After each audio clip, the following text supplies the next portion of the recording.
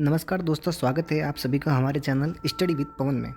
आज मैं पूरा प्रोसेस के साथ बताऊंगा कि फोर्थ ग्रेड का स्क्रूटनी फॉर्म कैसे भरना है। एक एक डॉक्यूमेंट किसी भी प्रकार की बिना गलती किए एकदम सावधानी से स्क्रूटनी फॉर्म को कैसे भरें, मैं पूरा आपको भर के दिखाऊंगा, पूरा प्रोसेस दिखाऊंगा। तो अंत तक बने रहना इस वीडियो में, आपको पूरा समझ आ जाएगा। ठीक है, तो सबसे पहले तो आपको क्या करना है कि ये राजस्थान कर्मचारी चयन बोर्ड की वेबसाइट से या टेलीग्राम से ये चतुर्थ श्रेणी का स्क्रूटनी फॉर्म का जो फॉर्मेट है वो डाउनलोड कर लेना है। वो कुछ इस प्रकार से रहेगा ना, देखो इसको बहुत पहले ध्यान से पढ़ लेना। ये आप डाउनलोड कर लेना है। डाउनलोड करने के बाद में आपको ये जो चरित्र प्रमाण पत्र, ये जो भी फॉर्मेट है चरित्र प्रमाण पत्र के इसकी 2 कॉपी कटवानी है चरित्र की। ठीक है, उसके बाद में सामान्य घोषणा पत्र, ये एक 50 रुपये के स्टॉम्प में आएगा। ठीक, अगला है देखो सामान्य कागज़। मैं सभी आपको पूरा भर के दिखाऊंगा, ठीक है ना, किस में क्या लिखना है, किस में क्या नहीं लिखना है। ठीक है, तो पूरा वीडियो ज़रूर देखें आप। सामान्य संतान हो गया, उसके बाद में जो अविवाहित है उसके लिए ये निकालना पड़ेगा, और जो विवाहित है उसको ये, ऐसे नहीं सभी के सब निकाल दो, अविवाहित के ऊपर वाला और विवाहित हो तो उसके लिए नीचे वाला। फिर जो जैसा है, जैसे ये विधवा है तो उसके लिए ये डॉक्यूमेंट निकालना पड़ेगा, सबके लिए अलग अलग है। तो और विवाह प्रमाण पत्र है, और एक ये वचनबद्ध पत्र ये निकालना, संविधान संबंधी प्रतिज्ञा ये भी, नमूना हस्ताक्षर प्रारूप ये भी सामान्य कागज़ पे निकालना है, और ये विकल्प पत्र निकालना है, और ये अटेस्टेशन फॉर्म यह भी आपको प्रिंट निकाल लेना है।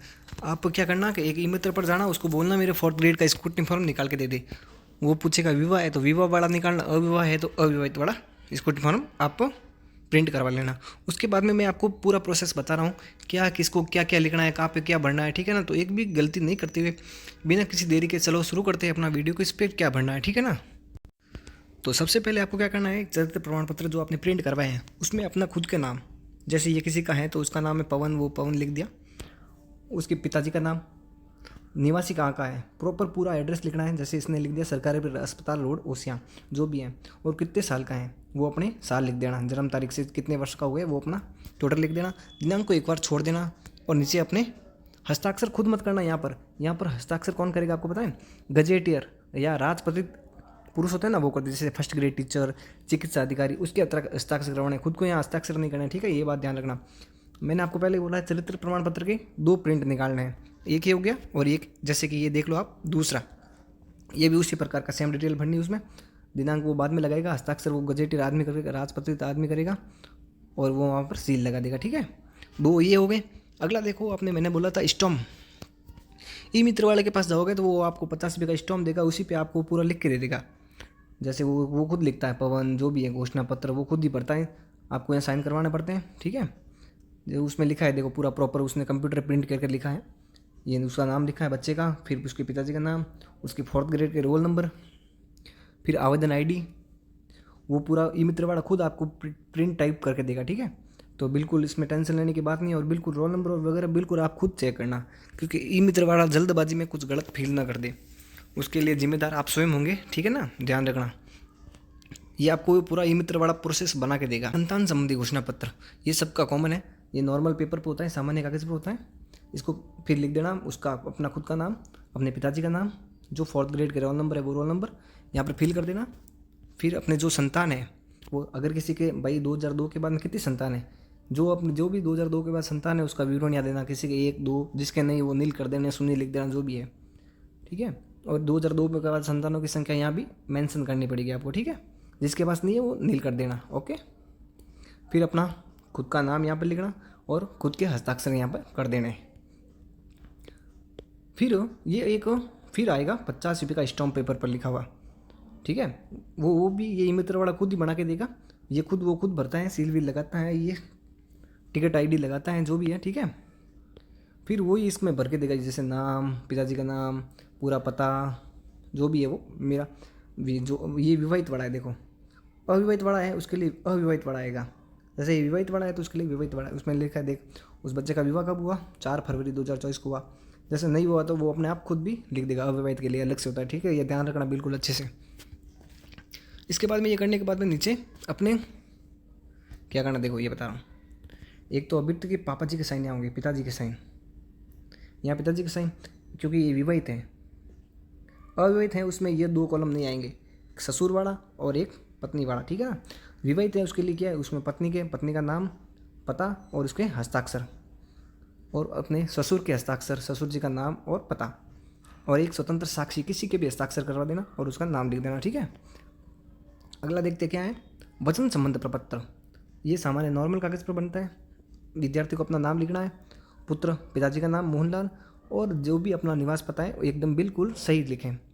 अभ्यर्थी के अपने हस्ताक्षर करने हैं, ठीक है, और स्थान और दिनांक को एक बार सभी जगह खाली छोड़ना है, बिल्कुल ध्यान रखें। ऐसा नहीं कि दिनांक भर दो, अभी सब डॉक्यूमेंट पे एक ही दिनांक भरनी, इसलिए अभी एक बार खाली छोड़ दो, पेन से सबके बाद में भर देना, ठीक है। कोई भी गलती मत करना दोस्तों, वीडियो को 2 बार देख लेना, रोक रोक के कर लेना, पर गलती बिल्कुल मत करना। अगला देखते हैं संविधान संबंधी प्रतिज्ञा प्रपत्र। यह भी सामान्य कागज पर होता है। विद्यार्थी को खुद का नाम लिखना है, अपने पिताजी का नाम लिखना है, 4th ग्रेड के जो भी रोल नंबर है बिल्कुल सावधानी से लिखना है, और इसको ध्यान से पढ़ लें कि भाई मैं संविधान के प्रति सत्यनिष्ठा रखूँगी, जो भी है अखंडता रखूँगा, कर्तव्यों को राजभक्ति, ईमानदारी, निष्पक्षता से पालन करूँगा। एक बार देख ले, कोई मतलब नहीं है फिर भी ये देख ले, ठीक है। अब अभ्यर्थी को अपने हस्ताक्षर करने, स्थान और दिनांक एक बार ब्लैंक छोड़ देनी है, ठीक है। आगे देखते हैं नमूना हस्ताक्षर प्रारूप। ये भी नॉर्मल कागज़ पर होता है। अभ्यर्थी को अपना नाम लिखना है, रोल नंबर लिखना है, ये एक बार खाली छोड़ दें। दस्तावेज सत्यापन की दिनांक और समय और दल संख्या खाली छोड़ देनी है आपको। फिर मैं हिंदी में लिखना है, देखो हिंदी में मैं अपना खुद का नाम लिखना, पिताजी का नाम लिखना, जो भी आपके रोल नंबर है वो रोल नंबर लिखने, आवेदन आईडी, आप 4th ग्रेड का वो देखोगे ना, क्या बोलते हैं एप्लीकेशन फॉर्म, उसमें आपको आवेदन आईडी मिलेगी, वो आपको यहाँ पर लिख देनी है। फिर यहाँ पर चतुर्थ कर्मचारी भर्ती सीधी परीक्षा 2024 जो लिखना, इस पूरे को आपको रीटाइप करना है। मैं OMR में करते हैं ना, वैसे हिंदी में लिखना है। मैं अपना नाम, पुत्र श्री, पिताजी का नाम, रोल नंबर, आवेदन आईडी, शपथ पूर्व घोषणा करता हूं कि मैं चतुर्थ श्रेणी कर्मचारी सीधी भर्ती परीक्षा 2024 भर्ती के लिए निर्धारित सभी पात्रता को पूरी करता हूं या करती हूं, जो भी है। फिर अपने नीचे यहाँ पर साइन करते हैं। इसी प्रकार ये फॉर्मेट आपको इंग्लिश में भी लिखना पड़ेगा, जैसे इंग्लिश परफॉर्मा, ये आपको खुद को लिखना है। ऐसे नहीं कि जिसकी अच्छी राइटिंग है उसको लिखवा दिया, बिल्कुल नहीं। अपनी जैसी भी राइटिंग है, चाहे अच्छी है चाहे बुरी है, खुद को ही लिखना है, ठीक है। पूरा फॉर्मेट लिखा है, I, name, son of, Shri, father name, roll number, application number, ये पूरा आपको रीटाइप करना है, बिल्कुल ध्यान से पूरा रीटाइप करना। फिर इसमें नीचे अपन को सिग्नेचर कर दें। अगला देखते क्या है, अगला है चतुर्थ श्रेणी कर्मचारी सीधी भर्ती परीक्षा के लिए एक विकल्प पत्र मिलता है, SC और ST वाले के लिए सामान्य कागज़ पर। ये सबको निकालना है, ऐसे नहीं है, सबको निकालना है। फिर मैं अपना नाम लिखना, पिताजी का नाम लिखना, उसमें रोल नंबर लिखना। मेरा अंतिम रूप से चरण सीधी भर्ती हो गया है। और जो बंदे नॉन TSP गैर अनुसूचित क्षेत्र, वो लिखना नॉन TSP, जो TSP है वो लिखना अनुसूचित क्षेत्र, ठीक है। फिर दिनांक को एक बार खाली छोड़ देना, खुद के हस्ताक्षर करने, खुद का नाम लिखना और पूरा पता लिखना जैसे इसमें लिखा है, देखो। और फिर इसके मोबाइल नंबर लिख देने, ठीक है, मोबाइल नंबर पूरे लिख देने।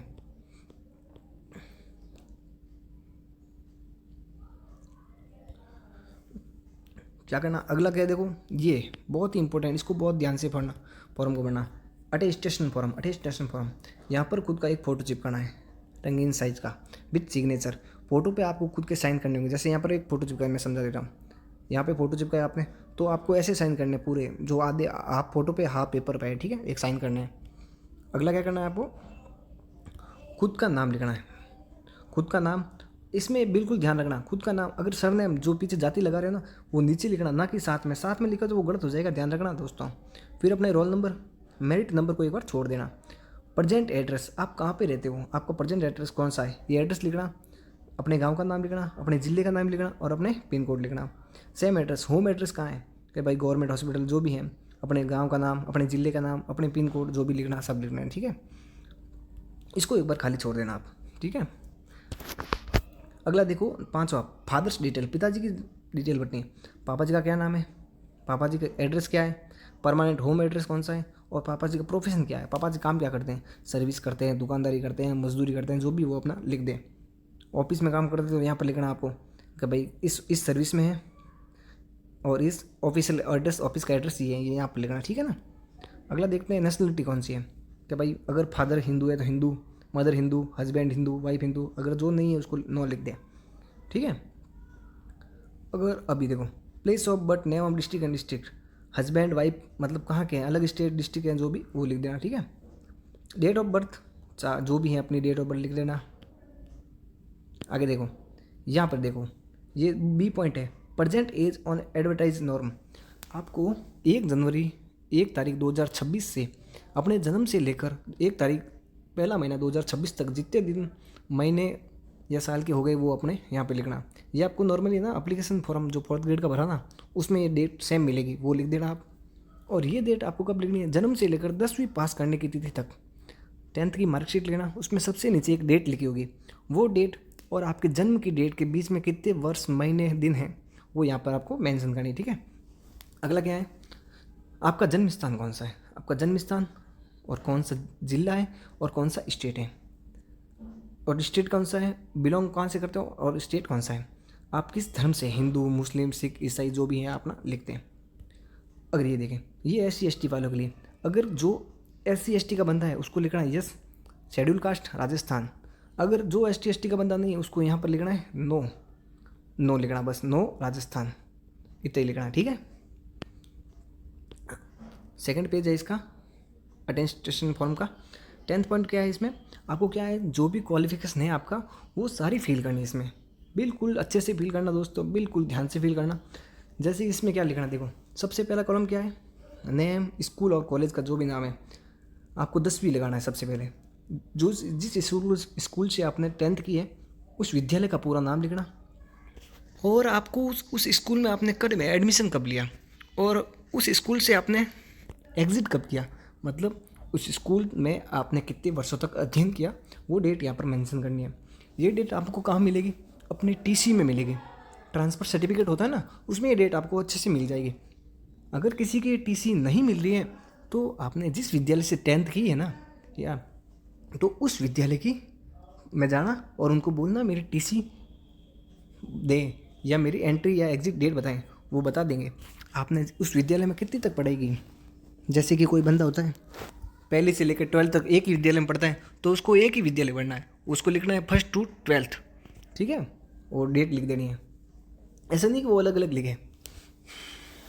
जैसे इस विद्यार्थी ने 10th तक एक विद्यालय से पढ़ेगी और 12th तक दूसरे विद्यालय में गई तो दूसरे विद्यालय का नाम लिख दिया, श्री वर्धमान जैन, जो भी अपना स्कूल का नाम है वो अच्छे से लिखना। उस स्कूल की TC में जो डेट मेंशन है वो डेट लिख देना, ठीक है। इसी प्रकार उसके विलेज कहाँ पे स्कूल है, डिस्ट्रिक्ट कौन सा है और उसके पिन कोड कौन से है, ठीक है, सब मेंशन अच्छे से कर देना दोस्तों, बिल्कुल बारीकी से काम करना, ध्यान रखना। अगला देखो क्या थर्ड, जैसे इसमें ये लिखा है, इसने लिखा है BSc कहाँ से की, इसने यहाँ से की, जो इसका कॉलेज का नाम है उसकी TC में जो डेट मेंशन है वो लिखे, जो नहीं है वो अपने कॉलेज में जाकर पता कर ले, ठीक है ना दोस्तों, लिखनी बहुत ज़रूरी है। उसके कॉलेज का गांव का नाम, उसका डिस्ट्रिक्ट और उसके पिन कोड। चौथे में इसने मेंशन की है B.Ed, कहाँ का है भाई, B.Ed कहाँ से की इसने, तो MGU बीकानेर से की है। कौन से गांव से की, रायसिंह नगर से की, जो भी आपने की वहाँ का लिखना, ठीक है। कौन से ज़िले में आता है अपना ज़िला, उस कॉलेज का ज़िले का नाम, और वो किस पिन कोड में आता है, जैसे रायसिंह नगर का पिन कोड ये है तो इसको ये लिखना है, ठीक है। और कहाँ से एंट्रिंग, अभी इसको एंट्रिंग डेट नहीं मिली होगी शायद, इसलिए ब्लैक छोड़ दिया। एग्जिट डेट, जो रिजल्ट डेट होती है ना B.Ed की, वो इसकी एग्जिट डेट मानी जाती है, ठीक है। इसके बाद में आपको क्या करना है, अगर जिसने MA या MSc जो भी की है वो इसमें यहाँ फिल कर देना, ठीक है। बाकी इससे ज़्यादा तो होता नहीं है। इसमें क्या है, अगर आप किसी गवर्नमेंट कर्मचारी में काम पहले कर चुके हैं तो इसकी यहाँ पर आपको डिटेल देनी पड़ेगी कि भाई मैंने ये काम किया, इस टाइम से यहाँ तक किया और मेरा ये इंस्टीट्यूट पे है, एड्रेस, इसको एड्रेस लिखना है। अगर किसी कोई गवर्नमेंट एम्प्लॉय नहीं है, शायद 4th ग्रेड में कोई एम्प्लॉय नहीं होगा तभी तो 4th ग्रेड दी है उसने, तो इसके लिए सबको आपको 9 लिखना है, यहाँ भी आपको 9 लिखना है, ठीक है। आगे क्या करना है, इसमें 2 व्यक्तियों के नाम लिखना है, रेस्पॉन्सिबल 2 व्यक्ति, कोई भी अपने घर के पास वाले 2 व्यक्ति नाम लिखना है ना, बस, और कुछ नहीं करना है, ठीक है। आगे इसमें आपको अपनी डेट एक बार खाली छोड़नी है, आपको पता ही है, पहले से जो भी है आपका, और यहाँ पे अपने साइन कर देना। एक है फिर ये अपना नाम लिखना, खुद का, पिताजी का नाम, अपने ईयर उस यहाँ, और एक स्टैम्प जो साइन करेंगे ना स्टॉम्प, वो उस पर साइन करवा लेना, उसका रबड़ स्टैम्प सील लगवा देना, ठीक, गजेटियर के साइन करवाने, मतलब कोई टीचर हो गया, कोई चिकित्सक हो गया, जो भी गजेटियर व्यक्ति हैं सील वाला, उसकी सील करवा दें और उसका एड्रेस लिख के पूरा नाम साइन वाइन करवा दें, ठीक है। बस इतना काम आपको करना है। और इसके बाद ध्यान रखना, इस पूरे फॉर्मेट की आपको फ़ोटोकॉपी करवा लेनी, 2 प्रति फ़ोटोकॉपी करवा लेनी है। और ये सारा डॉक्यूमेंट है ना, इसी हिसाब से मेंशन करना। सबसे पहले चरित्र प्रमाण पत्र दोनों, उसके बाद में ये स्टॉम कौन सा, सामान्य घोषणा पत्र वाला, उसके बाद में ये सामान्य कागज़ पर संतान संबंधी घोषणा पत्र, उसके बाद में अगर विवाहित हो तो विवाहित वाला स्टॉम, अविवाहित है तो अविवाहित वाला स्टॉम आप यूज जरूर करना, ठीक है। या विधवा है, विधवा वाला जो भी है। उसके बाद में वचन संबंध प्रपत्र, उसके बाद में संविधान संबंधी प्रतिज्ञा, नेक्स्ट है नमूना हस्ताक्षर प्रारूप, इसके बाद में है ये विकल्प पत्र, नेक्स्ट है अटेस्टेशन फॉर्म। इस पर यहाँ पर फोटो लगाना आपको मैंने बता ही दिया है सारा। ये ध्यान से, बहुत ही ध्यान से भरना दोस्तों, इसमें गड़बड़ी नहीं होनी चाहिए। किसी में गड़बड़ी हो जाती है तो आप उसमें काट छाटी नहीं करें, उसको आप नया ले ले, प्रिंट को नया करवा ले एक, ठीक है ना। ज़्यादा कोई 1-2 रुपये का खर्चा आएगा, ठीक है। तो बिल्कुल भी काट छाट नहीं करनी है, अपने खुद के हाथ से भरना है, ठीक है दोस्तों। और इसमें आपको ये जो हमने लगाया था ना, ये क्या बोलते हैं इसको, ये वाला, इस पे दोनों पे ना आपको नोटरी करवानी पड़ेगी, कोर्ट से, वकील से नोटरी करवानी पड़ेगी। 30-30 रुपये, 50-50 रुपये लेते हैं, वो नोटरी करवाना। फिर आपका स्क्रूटनी फॉर्म एकदम बिल्कुल रेडी है, ठीक है दोस्तों।